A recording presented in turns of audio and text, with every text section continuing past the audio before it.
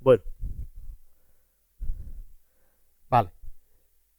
Eh, Empezando con la mitología griega, ¿vale? Pues Ícaro era el hijo de Dédalo, que fue el constructor del laberinto de la isla de Creta, pero tanto Dédalo como Ícaro fueron hechos prisioneros por el rey de la isla, que era Minos, y que controlaba el territorio con su ejército, el territorio y con sus barcos controlaba el mar, ¿no? Que rodeaba la isla. Entonces, Dédalo quería escapar de la isla y le pidió a Ícaro pues que fuese recogiendo pues, plumas de aves que se encontraban por el suelo y con esas plumas y algo de cera pues se construyó unas alas para él y para su hijo Ícaro.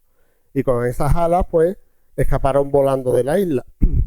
Lo que pasa es que Dédalo le advirtió a Ícaro que no se arrimase mucho al sol, porque si no el sol podía derretir la cera de las alas y caerse.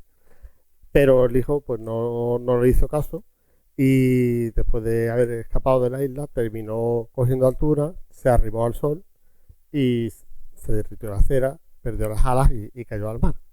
¿Vale? Y bueno, pues a lo largo de la presentación vamos a ver cómo se engancha esto con lo que vamos a ver. En esta presentación vamos a enfocarla para ver de qué forma estamos enlazados con la energía que se produce en el Sol y de qué forma se transmite la energía del Sol a todo el sistema solar, ¿vale? Entonces, primero vamos a describir la estructura interna del Sol y cómo produce la energía a través de la fusión nuclear. Vamos a ver las distintas capas que tiene. Luego vamos a ver cómo se propaga esa energía, tanto a lo largo de la estructura interna del Sol como a lo largo del sistema solar. Y finalmente, pues cuál es el destino final, tanto por evolución estelar de nuestro Sol, como el futuro de la Tierra, que puede tener distintos futuros, distintas vías, pero al final terminaremos convertidos, pues como decía Isra, pues en una traza de hierro, ¿no? o destruidos o absorbidos por el Sol, aunque pueden haber otros cataclismos previos, ¿no? Bueno, el Sol, a grosso modo, tiene el núcleo interno, una zona radiativa, hay una frontera que se llama tacoclina entre la zona radiativa y la zona convectiva. Ahora vamos a ir viendo los detalles, ¿vale? De cada una de estas zonas. Luego tenemos la fotosfera, la cromosfera, la región de transición, que es una zona que separa la cromosfera de lo que sería la corona solar, ¿vale? Y aparte de todo esto, tenemos la heliosfera. Todo el sistema solar, todos los planetas, estamos inmersos en la heliosfera, que podemos asumir que es una extensión de la atmósfera del Sol. En definitiva, de toda esa influencia del Sol. Es decir, el Sol no termina, o su influencia no termina solo en la cromosfera, como bien sabemos, sino que nos llega su luz, su calor, y además existe el viento solar que invade todo el sistema solar. Lo primero que tenemos que saber, porque está muy relacionado con ese final del Sol, es que las estrellas, todas las estrellas, se mantienen en equilibrio hidrostático durante su vida. El equilibrio hidrostático no es más que un equilibrio entre la gravedad de la estrella, es decir, las estrellas son elementos muy masivos, tienen mucha gravedad y esa gravedad comprime ese gas hacia el núcleo, y la presión que produce hacia el exterior la fusión nuclear y ese calor y esa energía que van hacia afuera, ¿vale? Entonces, al final las estrellas se mantienen en equilibrio y el volumen de la estrella no es más que esa balanza, ese equilibrio de fuerzas. Y eso es muy importante porque determina el final de la estrella. Bueno, cada segundo de nuestro segundo, el Sol convierte en el núcleo 600 millones de toneladas de hidrógeno en 596 millones de toneladas de helio. Y diréis, pues aquí faltan toneladas. Pues efectivamente, faltan toneladas. 4 millones de toneladas se convierten en energía pura y dura con la ecuación de Einstein, ¿vale? La energía sabemos que es la masa pues, por la velocidad de la luz al cuadrado. ¿Y esto qué representa? Pues son 380 cuatrillones de vatios por segundo. O sea, es inimaginable. Yo no me lo puedo imaginar.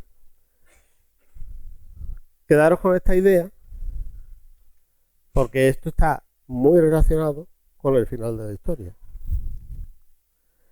Bueno, bueno, la estructura, la repasamos, que lo hemos comentado antes. La estructura del Sol tiene en el centro tiene el núcleo, que mide aproximadamente el 25% de lo que es el diámetro interior del Sol, o el radio, ¿vale? El 25% del radio. Tiene la zona radiativa, que ocupa el 45% de ese radio, y la zona convectiva, que ocupa el 30% restante. ¿Vale?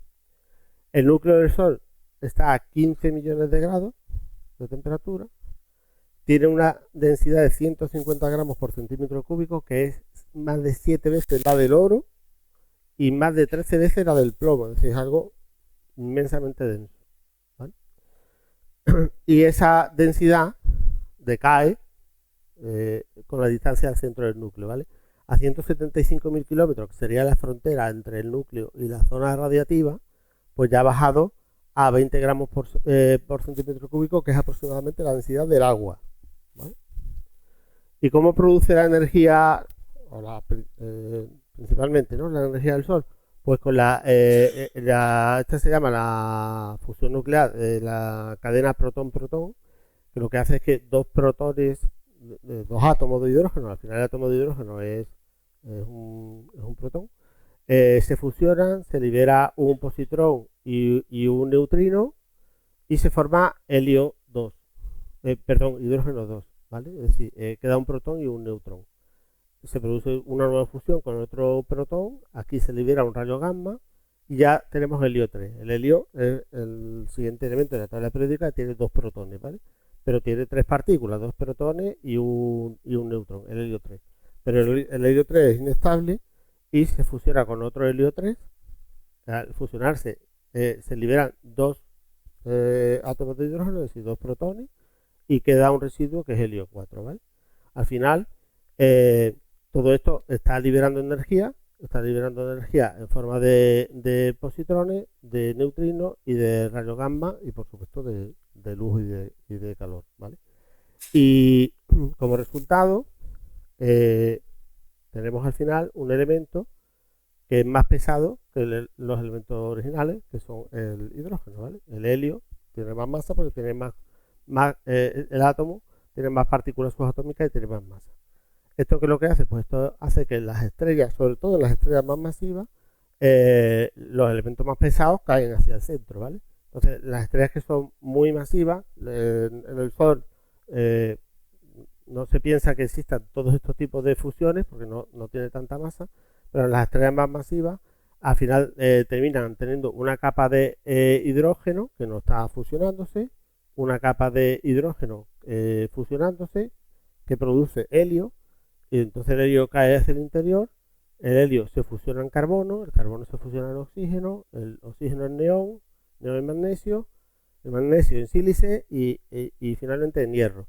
El hierro ya no se fusiona normalmente a las temperaturas en las que pueden estar las estrellas y solamente necesitan mayor energía para producirse fusiones más allá del hierro, y lo que ocurre, el resto de elementos de la tabla periódica se producen cuando una estrella muy masiva explosiona en forma de supernova, ¿vale? En esa explosión de supernova, que son fenómenos muy energéticos, se produce el resto de fusiones de elementos, ¿vale? De la tabla periódica. Bueno, siguiendo con lo que es la estructura del Sol, ya hemos visto cómo se producía la energía en el núcleo, ¿vale? Que hemos dicho que tenía 7 veces la densidad del oro, está la densidad del oro. Bueno, pues a lo largo del núcleo cae esa densidad, cae también la temperatura y al principio de la zona radiactiva la temperatura ya es de 7 millones de grados, ¿vale? En la zona radiactiva la temperatura decae de 7 millones de grados a unos 2 millones de grados centígrados, ¿vale? Y empezamos con una densidad parecida a la del oro a una densidad pues un poco por debajo de la del agua, ¿vale? Es un material muy denso y un fotón podría llegar a tardar hasta aproximadamente 1 millón de años en cruzarlo, ¿vale? Es decir, la luz que se produce en el núcleo del Sol tarda muchísimos años en atravesar la zona radiactiva, porque va chocándose con muchos elementos, con muchos átomos, ¿vale? En la frontera entre la capa radiactiva y la zona convectiva tenemos una región que se llama la tacoclina, que se piensa que es el origen de parte del dinamo magnético, del campo magnético del Sol, ¿vale? Aquí, en la zona radiativa, el plasma pues está relativamente tranquilo, y en la zona convectiva pues empiezan esos movimientos de convección que podemos observar en la superficie finalmente en la superficie del Sol, ¿vale? En esta zona convectiva, que tiene una profundidad de unos 200.000 kilómetros, ya pasa la temperatura de los 2 millones de grados que tenemos al inicio de la zona a finalmente una temperatura final, creo que ronda los 6.000 grados o los 20.000 grados, ahora lo vemos, ¿vale? Pero ocurre una cosa, esta temperatura, aunque sean 2 millones de grados, ya es lo suficientemente baja como para que los átomos conserven electrones, ¿vale? Y eso hace que ese material sea más opaco, y la forma en esta zona de transferirse la energía hacia afuera, es decir, en todo este proceso estamos viendo cómo sale la energía desde el núcleo, pues de forma convectiva, ¿vale? Es decir, se producen flujos de material material caliente subiendo hacia arriba, que se enfrían muy rápidamente.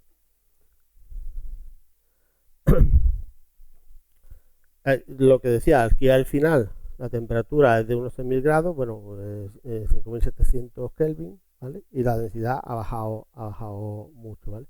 Y ese movimiento de convección que se origina en la base de la zona convectiva se traslada hacia la superficie, al final tenemos un material subiendo, y en la superficie pues lo vemos como gránulos y supergránulos. Tenemos aquí un vídeo que es de la NASA, donde vemos todos estos gránulos, ¿vale? Que van, bueno, como cuando tenemos agua hirviendo, ¿no? O sea, van subiendo hacia arriba por esos movimientos convectivos. Y si os fijáis, los supergránulos son pues como agrupaciones de varios gránulos que suben todos a la vez, ¿no? Eso sería lo que llamamos los supergránulos. Vale. Llegamos a la fotosfera. La fotosfera es lo que ya sí somos capaces de ver, la superficie visible del Sol. No es más que una superficie de muy poco grosor, de 100 kilómetros de profundidad, en comparación con el radio del Sol. El radio del Sol son 700.000 kilómetros, quiere decir que cuando vemos el Sol completo estamos viendo un diámetro de 1.400.000 kilómetros, ¿vale? Aquí decir que el Sol, como no es una esfera sólida, no es un cuerpo sólido, sino que es gaseoso, tiene rotación diferenciada, es decir, rota más rápido por el ecuador que por los polos, ¿vale? Por el ecuador creo que la rotación del Sol son más o menos unos 27 días y en los polos unos 30 días. Eso hace que se produzca una desviación, es decir, en el material, este material que va por el centro va más rápido que este que va por aquí arriba, y se producen pues unas líneas de movimiento desde los polos hacia desde los polos hacia el ecuador en la dirección de rotación, y eso también contribuye al campo magnético, ¿vale? Luego comentar que el eje de rotación del Sol tiene una inclinación de 7,5 grados respecto al plano de la órbita terrestre, y eso hace que veamos más del polo norte solar en septiembre y más del polo sur solar en marzo, ¿vale? Que marzo está aquí dentro de poco. Además, podemos observar otros fenómenos. Bueno, en la foto de antes se veía como manchas, fáculas, ¿vale? Los gránulos que hemos estado viendo. Cuando haces una foto del sol también se ve el oscurecimiento del limbo, ¿vale? Al final, cuando vemos el sol en todo su diámetro, la zona del centro la vemos más brillante porque vemos más de cerca esos 100 kilómetros de profundidad, mientras que cuando miramos hacia el borde estamos atravesando muchas más capas de material y eso hace que perdamos luminosidad. En estas fotos se ve muy bien, todo el limbo está más oscuro que el centro del sol, ¿vale? Más por encima de la fotosfera tenemos la cromosfera, ¿vale? Que es una capa que empieza a ganar temperatura. Empieza a ganar temperatura, se cree que por efecto del campo magnético, ¿vale? Que agita los átomos, los elementos, ¿no? Que están en esa zona. Y la temperatura empieza a subir de 6.000 a 20.000 grados, ¿vale? A esas temperaturas el hidrógeno emite una luz de color rojizo y se observa, esas prominencias rojizas se observan sobre todo en los eclipses solares. Ahora después viene una foto de nuestros compañeros Jesús y Pepa, que están por ahí sentados, donde se ve perfectamente este efecto, ¿vale? Estas prominencias de color rojizo, que son al final las que le han dado el nombre a esta capa, a la cromosfera, ¿vale? La cromosfera también es visible en la luz emitida por el calcio ionizado, calcio 2, ¿vale? Que es una zona violeta del espectro. Y bueno, hay telescopios específicos, ¿vale? Para ver la cromosfera en la banda del calcio. Luego en la cromosfera pues tenemos distintos fenómenos que son visibles, como erupciones de prominencias y filamentos. Estas son dos fotos, dos secuencias que pude captar. Esta es de 2024, de agosto del 24, esta es un año antes, esta es en septiembre en agosto del 23 también, que las pude coger tuve la suerte de cogerla con el telescopio. Por encima de la cromosfera tenemos la región de transición, que es, digamos, la frontera entre la cromosfera y la corona, ¿vale? Solar. Y la temperatura sigue subiendo, ¿vale? Por efecto del campo magnético. Pasa de 20.000 a 100.000 grados, ¿vale? Ah, 1.000.000, sí, perdón. 1.000.000, ¿vale? Y la emisión en esta región pues está dominada por otros iones como el carbono 4, oxígeno 4, el silicio 4 también, ¿vale? Y emiten luz ultravioleta. Bueno, pues aquí tenéis una foto, no son mías, son de la NASA, de cómo se ve la región de transición. Por encima de la región de transición tenemos la corona solar. Esta es la que os decía, que es una foto de Jesús y Pepa. Fijaros aquí lo bien que se ven estas prominencias rojizas durante un eclipse, que son las que le dieron el nombre a la cromosfera, ¿vale? Porque tiene color rojizo, ¿vale? Bueno, pues la corona solo se ve durante los eclipses. Sabéis que este año tenemos eclipse, el año que viene tenemos eclipse visible desde España, que son los dos eclipses en los que vamos a poder ver la corona. Porque en 2028 tenemos eclipse, pero es un eclipse anular, entonces como no se oculta totalmente el sol, no vamos a poder ver la corona. La corona solo se puede ver en los eclipses y tiene pues esta penacho, serpentinas, bucles, ¿vale? Bueno, pues una serie de características que cambian de un eclipse a otro y cambian con el ciclo de manchas solares y con el ciclo solar, ¿vale? Sin embargo, esos cambios no son tan rápidos como para que se aprecien en el tiempo que dura un eclipse. Es decir, cuando tengamos la suerte este verano, si tenemos la suerte, no tenemos mal cielo, de ver el eclipse solar del 12 de agosto, pues veremos la corona solar y no apreciaremos cambios en el tiempo que dure ese eclipse, ¿vale? Esos gases coronales pues alcanzan temperaturas superiores al 1.000.000 de grados, ¿vale? Y lo que implica es que los elementos, el hidrógeno, el helio, que son los elementos dominantes, pierden sus electrones, ¿vale? Incluso el carbono y el nitrógeno también pierden los electrones, ¿vale? Y solo los elementos más pesados hierro, calcio, pues retienen algunos de los electrones a esas temperaturas. Bueno, en la presentación hay dos pequeños parones, dos pequeños incisos. Este es el que decía Manuel que os iba a proponer un experimento. Voy a poner un experimento. No para hacerlo yo, sino para que lo hagáis vosotros. El 12 de agosto de este año tenemos este eclipse, ¿no? Que vamos a poder ver desde el norte de España. En el resto de España habrá eclipse, pero será parcial, ¿vale? Es decir, se va a ver cómo decae la luminosidad, la temperatura, pero no se va a poder ver la totalidad, ¿vale?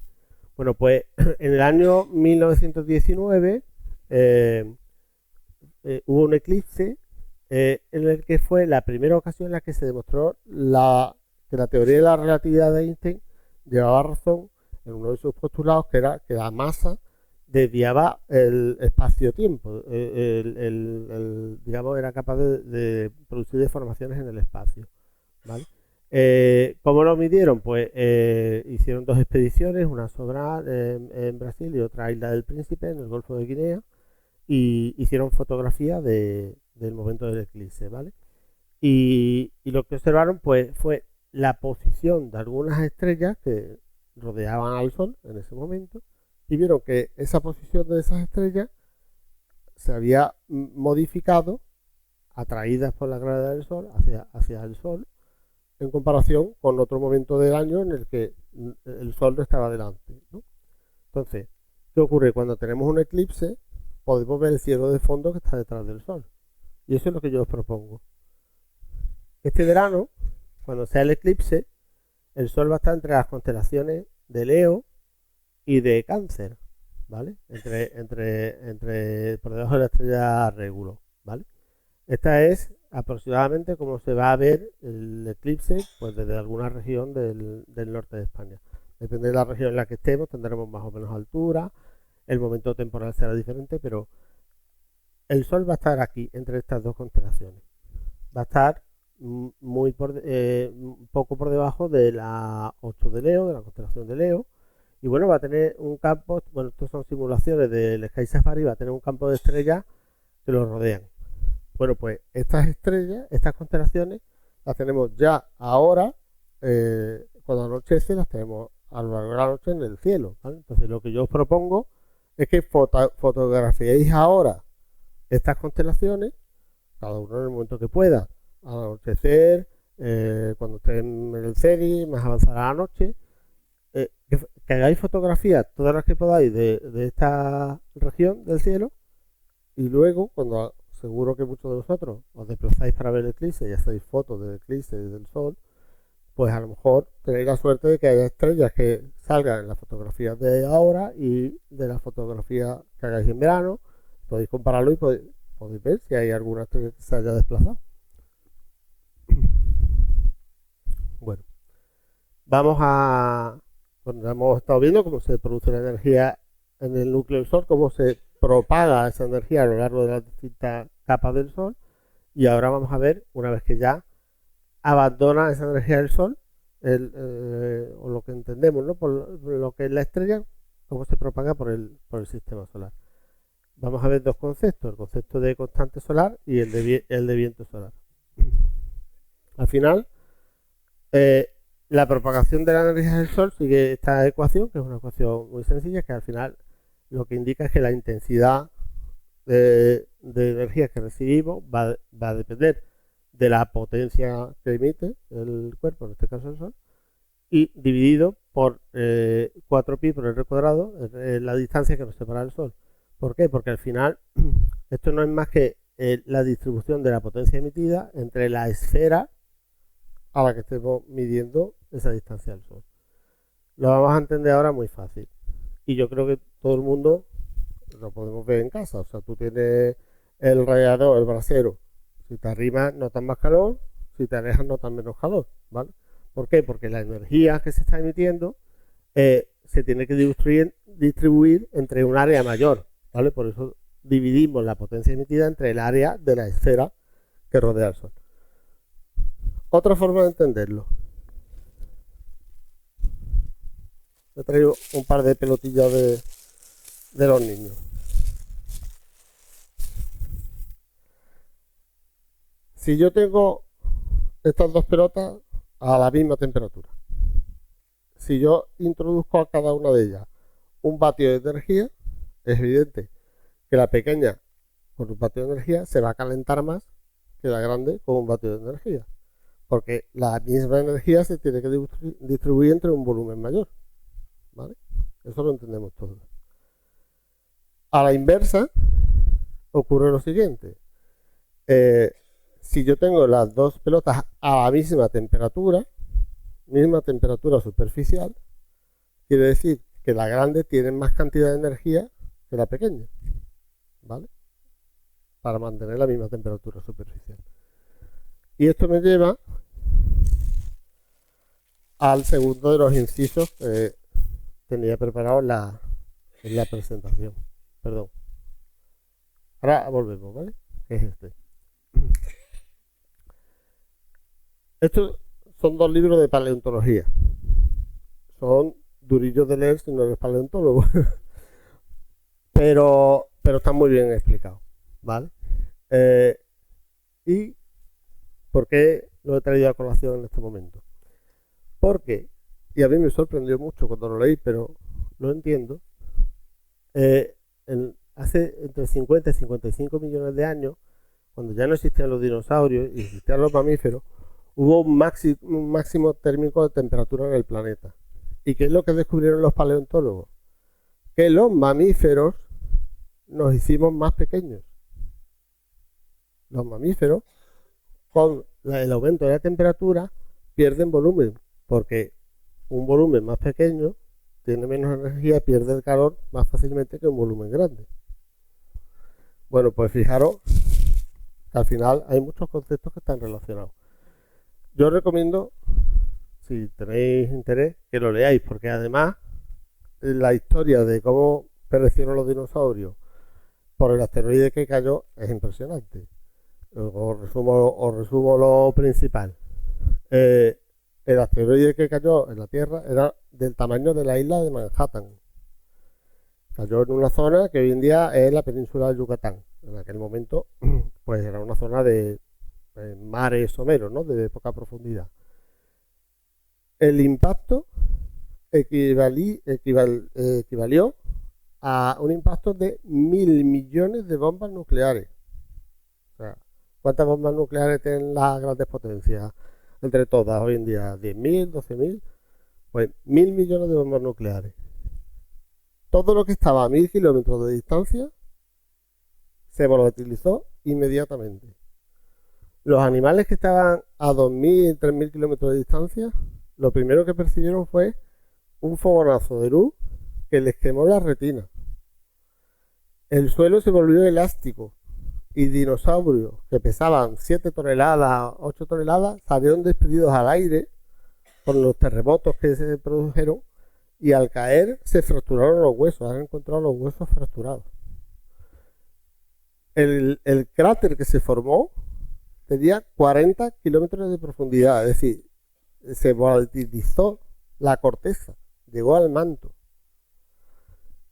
Y no solo eso, sino que además todo ese material que salió despedido al espacio empezó a caer lluvia de lava en gran parte del planeta, lo que quemó los bosques. Ese polvo que salió desprendido creó un invierno nuclear. Bueno, el libro dice que fue el peor momento de la historia para estar vivo. Creó un invierno nuclear del que, lógicamente, perecieron la mayoría de los seres vivos porque se alteraron las cadenas tróficas, ¿no? Es decir, se cubrió la atmósfera y las plantas pues no podían producir alimentos. Pero no solo eso, sino que el efecto del asteroide duró muchos años y posiblemente esté relacionado con ese máximo térmico del Paleoceno, en el que los mamíferos se hicieron más pequeños, porque al caer en una zona de mares someros, lo que había en esa zona eran muchas conchas y esqueletos de animales marinos. Eso es carbonato cálcico. ¿Y qué ocurrió? Pues que todo eso se volatilizó a la atmósfera y desprendió dióxido de carbono. Se desprendieron 10 billones de toneladas de dióxido de carbono en un instante a la atmósfera. Entonces, una vez que la atmósfera se liberó del polvo, el dióxido de carbono se quedó en la atmósfera y las temperaturas del planeta subieron una barbaridad. Bueno, y luego además está también demostrado que lo han encontrado los paleontólogos y fue lo que confirmó la teoría del asteroide, que hay una capa de sedimento a esa profundidad que indican los 65 millones de años cuando cayó el asteroide, de iridio. El iridio es un material muy escaso en el planeta Tierra, pero muy abundante en los asteroides. Entonces, fue lo que terminó confirmando que había sido un asteroide que se había estrellado y se había volatilizado. Bueno, la historia es espeluznante y está muy chula. Si alguien quiere, que se lo mire. Bueno, vuelvo hacia atrás. Digamos por aquí. Esa energía que nos llega del Sol, ¿cómo la medimos? Pues la llamamos la constante solar, que es la cantidad de energía recibida en forma de radiación solar por unidad de tiempo y unidad de superficie, es decir, por metro cuadrado, ¿vale? Que no es uniforme según la longitud de onda, tiene esta forma dependiendo de la longitud de onda, y que no es más que la integral de esta curva, es decir, todo este área de aquí abajo es la cantidad de energía que se recibe por metro cuadrado y por segundo. Calculándolo para la Tierra, bueno, pues se hacen los cálculos, no me voy a entretener más, que si no, no acabamos. El Sol, al final, para nosotros, como si fuera una fuente puntual, es decir, como si los rayos nos llegasen prácticamente paralelos, entonces se calcula pues la potencia emitida por el Sol, dividida entre el radio de esa esfera, que sería la órbita de la Tierra, ¿vale? Esta sería los 150 millones de kilómetros que nos separan del Sol, pues al cuadrado, ¿vale? Y nos da un valor de 1367 vatios por metro cuadrado que recibe la Tierra cada segundo, pues, por metro cuadrado. Calculamos cuántos metros cuadrados tiene la atmósfera de la Tierra, pues recibimos 174.000 teravatios de potencia cada segundo, ¿vale? Este es el cálculo matemático y este es el cálculo que se ha obtenido con mediciones satelitales. Prácticamente es el mismo, hay una diferencia de 6 vatios por metro cuadrado, ¿vale? Es mucha cantidad de energía, pero es muy poco en comparación con todo lo que emite el Sol. Decíamos que el Sol emite 340 cuatrillones de teravatios y a nosotros pues solo nos llegan 174.000 teravatios por segundo, ¿vale? Es una barbaridad.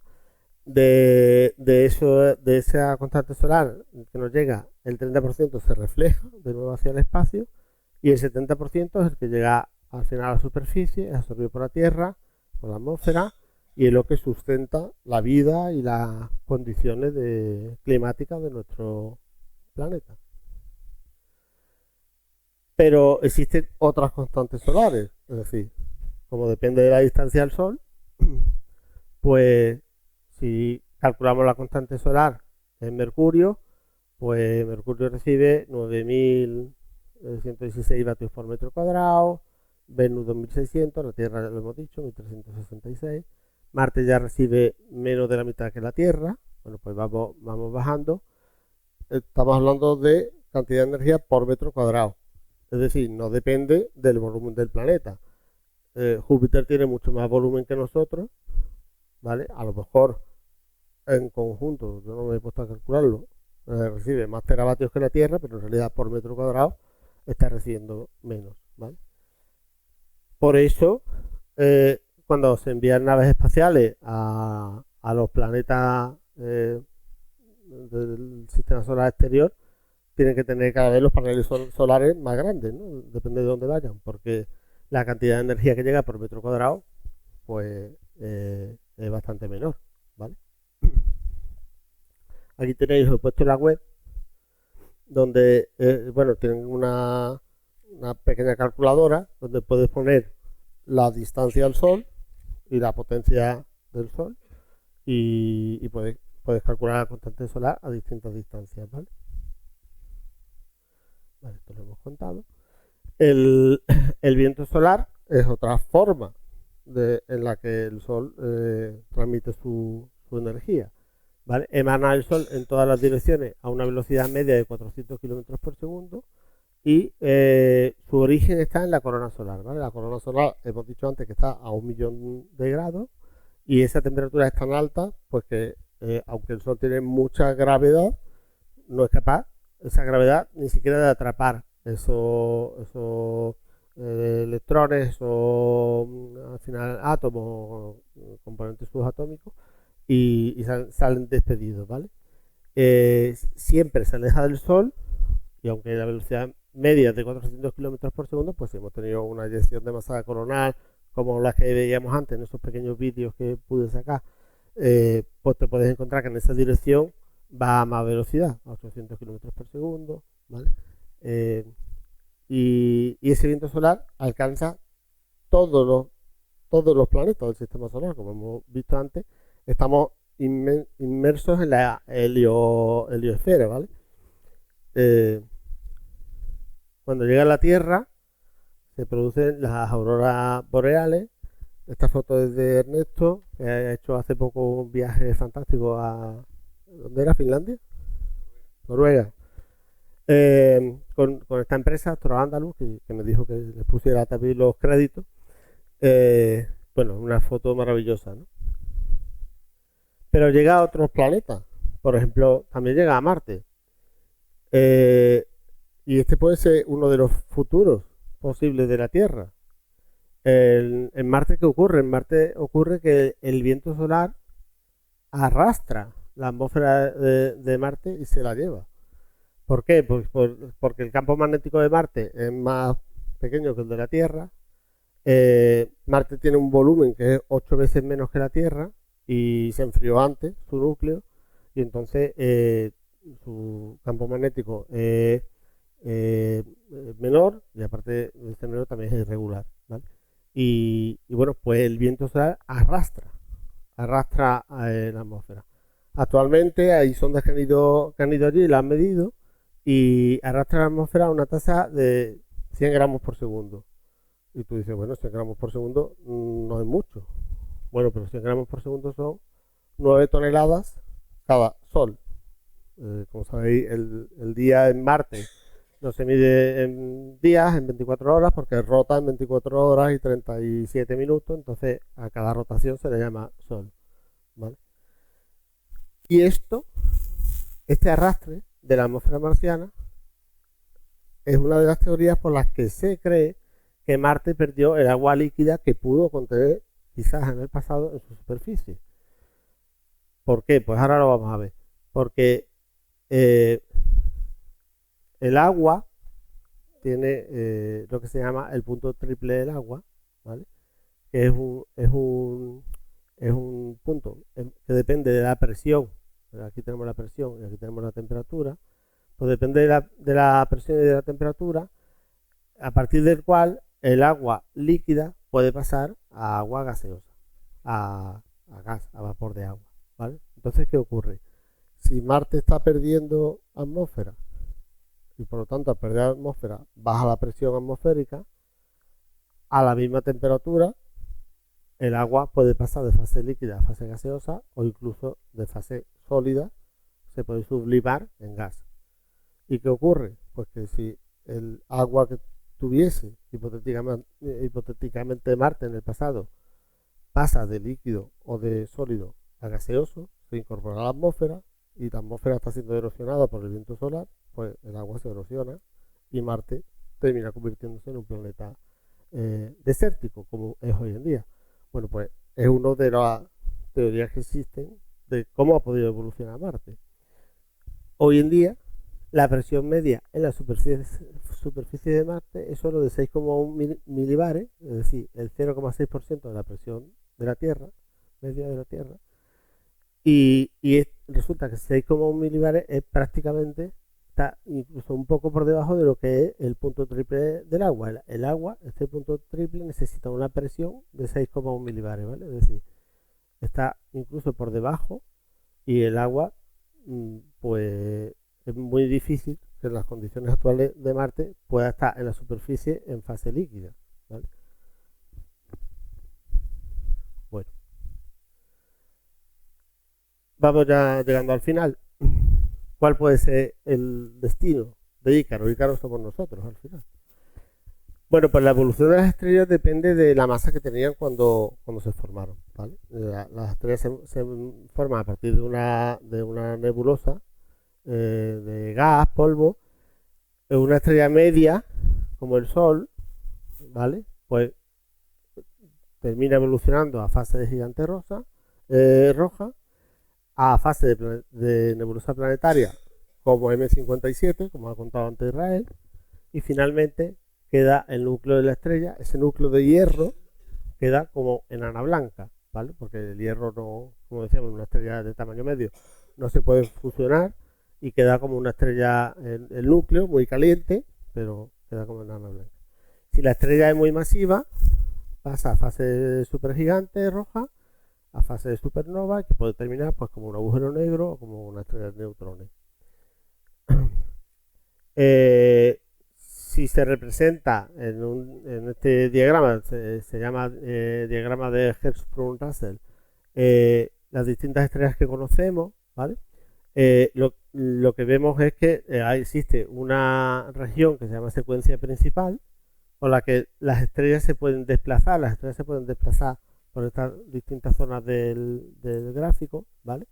Y lo que tenemos, bueno, esto, lo que nos representa es la luminosidad en el eje vertical y la temperatura en el eje horizontal, ¿vale?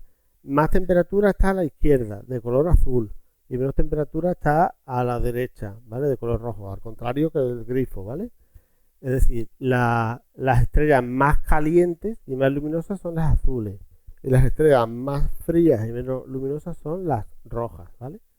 Y el Sol, pues está aquí en medio, más o menos a la mitad, ¿vale? De la secuencia principal. Bueno, aquí también representa lo que son el radio de la estrella, ¿vale? Esta línea representa lo que sería un radio solar. Por encima tenemos estrellas más grandes y por debajo estrellas más pequeñas, ¿vale? Lo que decíamos, a mayor masa, el núcleo está más compacto y entonces el proceso de fusión se produce a mayor velocidad, consume más rápidamente el hidrógeno, ¿vale? Eso ocurre en este tipo de estrellas, ¿vale? Y a menor masa tenemos menos temperatura, porque hay menos fusión y menos luminosidad, ¿vale? Estaremos en esta zona del gráfico, ¿vale?